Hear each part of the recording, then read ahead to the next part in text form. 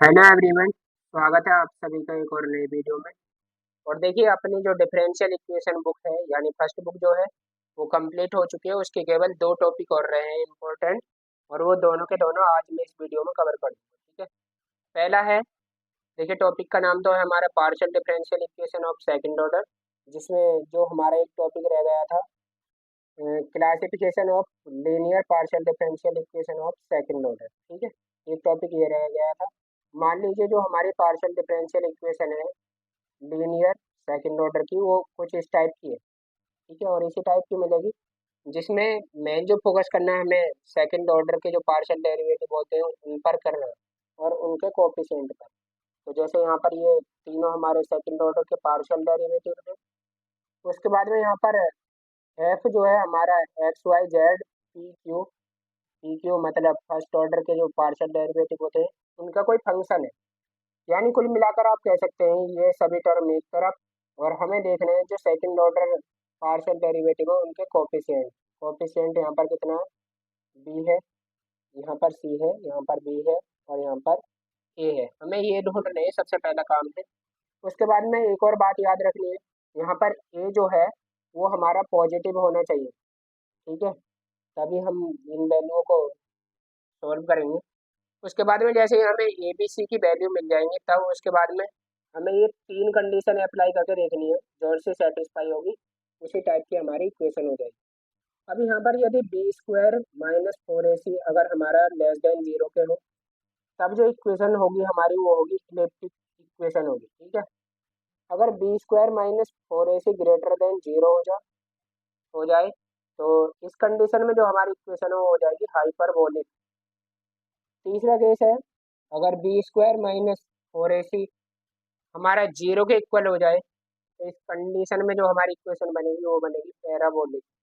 ठीक है, पिछली बार भी क्वेश्चन आया था। तो ये तीन कंडीशन हमें याद रखनी है।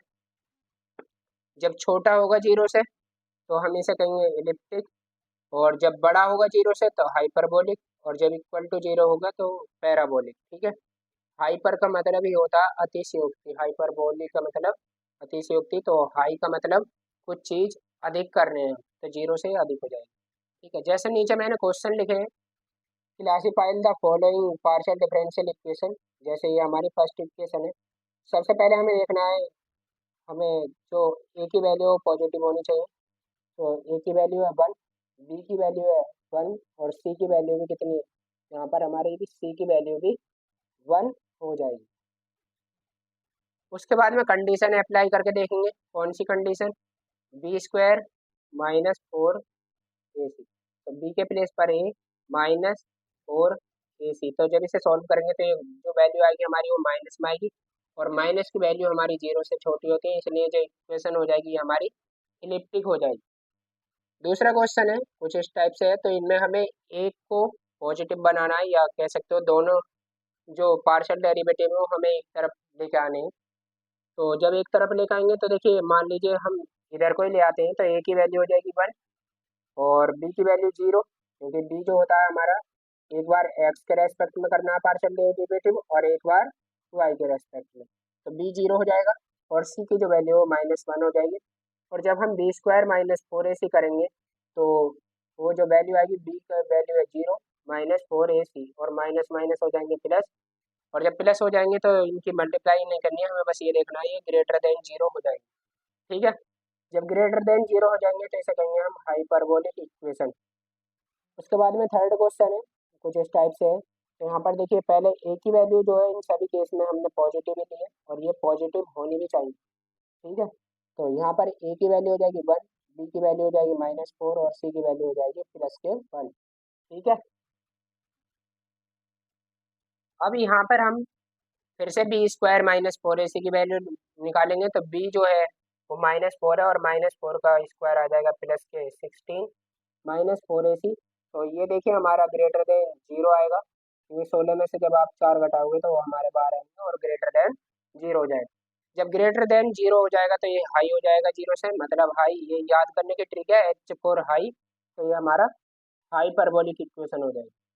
उसके बाद में एक और क्वेश्चन है, ये है X square del two U upon del T two उस minus del two U upon del X two plus U is equal to zero. ये यू जो है हमारा, ये डिपेंडेंट वेरिएबल है यहाँ पर। तो यहाँ से एक ही वैल्यू जो होनी चाहिए वो पॉजिटिव होनी चाहिए। तो देखिए सेकंड ऑर्डर का डेरिवेटिव होना चाहिए। तो यहाँ पर तो वैल्यू है -1, तो इसे -1 को हम ये कंसीडर नहीं कर सकते। तो ए की वैल्यू जो आएगी वो आएगी एक्स स्क्वायर। बी की वैल्यू 0 है, सी की वैल्यू -1 है। जब हम बी स्क्वायर -4 ए से निकालेंगे तो 0 का स्क्वायर -4 ए के प्लेस पर एक्स स्क्वायर इंटू सी के प्लेस पर -1 आ जाएगा। उसके बाद में जब इसे सॉल्व करेंगे तो आएगा प्लस का 4x स्क्वायर। अब देखिए यहाँ पर 4 तो ऑलरेडी पॉजिटिव है ही, और यहाँ पर एक टर्म लिखी हुई है एक्स स्क्वायर, और आपको पता ही है एक्स स्क्वायर कभी भी निगेटिव नहीं हो सकता। तो आप कुल मिलाकर कह सकते हैं ये जो इक्वेशन है हमारी ग्रेटर देन किसके हो जाएगी, 0 के हो जाएगी। और जब 0 के ग्रेटर देन हो जाएगी तो ये जो हमारी हाइपरबोलिक इक्वेशन हो जाएगी। ठीक है। उसके बाद में हमारा नेक्स्ट जो टॉपिक आता है वो आता है Monge method of solving partial differential equation. सबसे पहला केस, इस वाली इक्वेशन का नाम क्या है, तो हम बताएंगे ये हमारा मोंगे इक्वेशन कहलाएगी इस टाइप की। वैसे होती नहीं है ये, लेकिन ऑप्शन में आ सकता है, तो इसे हम नाम देंगे मोंगे इक्वेशन। ये कौन से ऑर्डर की है, तो ये हमारे सेकंड ऑर्डर की पार्शियल डिफरेंशियल इक्वेशन है। और यहाँ पर आर एस टी जो है, कैपिटल आर एस टी, तो ये क्या है, function of X Y Z P Q. ये हमारे एक्स वाई जेड पी और क्यू के हमारे फंक्शन है। अब यहाँ पर ये स्मॉल आर क्या है, तो ये स्मॉल आर है डेल टू जेड, या जो भी डिपेंडेंट वेरिएबल होगा अपॉन डेल एक्स टू, यानी एक्स के रेस्पेक्ट में दो बार पार्शियल डेरिवेटिव। एस जो है स्मॉल एस, वो इक्वल हो जाएगा del two Z upon del X del Y. और स्मॉल टी क्या है, ये हो जाएगा del two Z upon del Y two. ठीक है, ये हमारे पार्शियल डेरिवेटिव हो जाएंगे। क्वेश्चन कहाँ से आएगा, तो क्वेश्चन यहाँ से आएगा, ऑक्सिलरी इक्वेशन क्या होती है।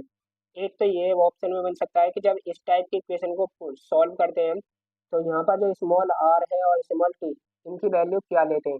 तो स्मॉल आर की वैल्यू होती है D P minus S D Y upon D X. ठीक है, आर की वैल्यू ये हो जाएगी, और टी की वैल्यू जो हो जाएगी वो ये। जब इन दोनों वैल्यू को उठाकर आप इस इक्वेशन में पुट करोगे, तो इसे इक्वेशन को सॉल्व करने के बाद में दो इक्वेशन मिलती है, और वो सभी में मिलती है, और वो है ये। और यही वाली जो दोनों इक्वेशन है ये कहलाती है हमारी मोंगे ऑक्सिलरी इक्वेशन या मोंगे सब्सिडरी इक्वेशन। जैसे फर्स्ट है आर, जो हमारा कैपिटल आर था ये, और डी वाई स्क्वायर, इसे वाई स्क्वायर इसे इस टाइप से भी लिख सकते हैं। और सही मायने में तो ये ही होता है ये डी वाई स्क्वायर, क्योंकि जब सॉल्व करते हैं तो ये इक्वेशन इसी टाइप से आती है, यानी एक वेरिएबल की तरह यूज होता है यहाँ पर। तो डी वाई स्क्वायर इस टाइप से भी लगा सकते हैं, minus S D X into D Y plus D, sorry plus T, और ये हो जाएगा डी एक्स स्क्वायर। ये इसका मतलब है डी एक्स और इसका पूरे का होल स्क्वायर है। ठीक है, ये इसका मतलब हो जाएगा यहाँ पर।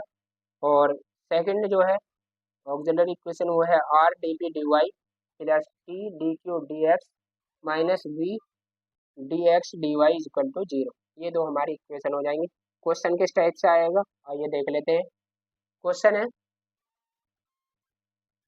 Right Monge auxiliary equation for this equation. तो इस वाली इक्वेशन के लिए हमें मोंगे की जो ऑक्सिलरी इक्वेशन होती है जब सॉल्व करने पर मिलती है तो हमें उनको फाइंड करना है। तो देखिए क्या हो जाएगी, इस वाली इक्वेशन में आर की वैल्यू कितनी हो जाएगी, जो हमारा स्मॉल आर का कोएफिशिएंट है तो कितना है, 1 है। एस की वैल्यू 0 है, और टी की वैल्यू कितनी है, ए स्क्वायर है। टी की वैल्यू हो जाएगी हमारी -1। ठीक है, टी की वैल्यू -1 हो जाएगी।